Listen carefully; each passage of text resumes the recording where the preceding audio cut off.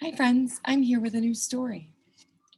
This story is called Ruby Finds a Worry. We all feel worried sometimes. Sometimes when there's something new or different, Mrs. Torres was worried about how kindergarten would go when it was going to be so different this year. I was worried you wouldn't like it. I was worried about you not being able to understand me with my mask on. But so far, is kindergarten going okay? It is. And can you understand me most of the time? Let's see what happens when Ruby finds one.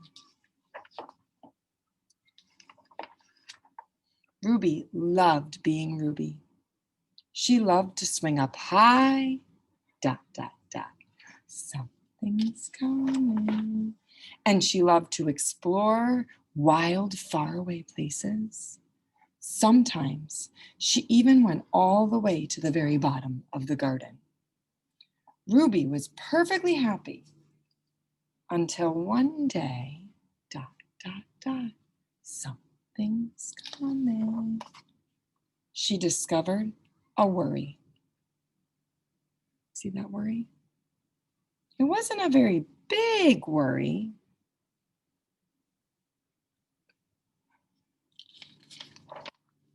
In fact, it was so small that at first Ruby hardly noticed it. But then the worry started to grow. Each day, it got a little bit bigger. Dot, dot, dot. It just wouldn't leave her alone. It was there at breakfast, staring at her over the cereal box, and it was still there at night when she brushed her teeth.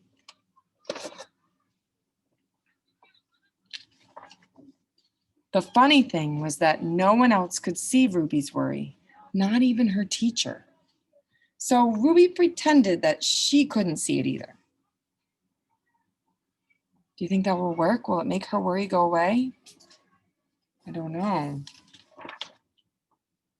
She tried to carry on as if everything was normal, but it just wasn't. The worry was always there, stopping her from doing the things that she loved. Look how big it's getting. Oh man. Ruby wondered if the worry would ever go away. What if it didn't? What if it stayed with her forever? Ruby didn't realize it, but she was doing the worst thing you can ever do with a worry. She was worrying about it. She was worrying about the worry. Sometimes that feeds the worry and makes it keep growing when you worry about the worry. Now, the worry was enormous. It could barely fit in the kitchen at dinner time. It filled up half the school bus. And it took up whole rows at the movie theater. The worry became the only thing that Ruby could think about, and it seemed like she would never feel happy again. Oh dear. I hope she talks to somebody. Then one day, something unexpected happened. Ruby noticed a boy sitting alone at the park. He looked how she felt, sad. And then she noticed something else, something hovering next to him. Could it be a worry? It was. Ruby realized that she wasn't the only person with a worry after all. Other people had them too. She asked the boy what was on his mind, and as he told her, the strangest thing happened. His worry began to shrink. Did you hear me say before, I hope she tells someone about her worry? Then Ruby did the best thing you can ever do if you have a worry. She talked about it.